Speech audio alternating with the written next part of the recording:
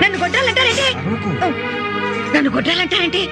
కానీ నా కన్ను కొడుకు, నేను వాడి కన్ను తల్లిని. మురారి నన్ను అమ్మ అంటుంటే మన పెళ్లి పీటల మీద నేను పసిబట్టలతో కూర్చున్నానండి. మీరింకా నాకు తాళి కూడా కట్టలేదు. చిన్న చిన్న అడుగులు వేసుకుంటూ గులాబీ రంగుతో పెద్ద పెద్ద కళ్ళు పెట్టుకుని నా పక్కకొచ్చి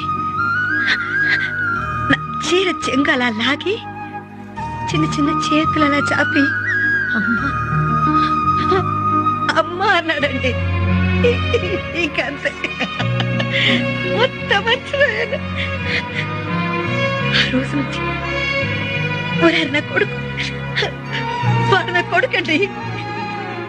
అప్పటి నుంచి వాడెప్పుడు నన్ను అమ్మ అన్నా చాలు, నేనంతా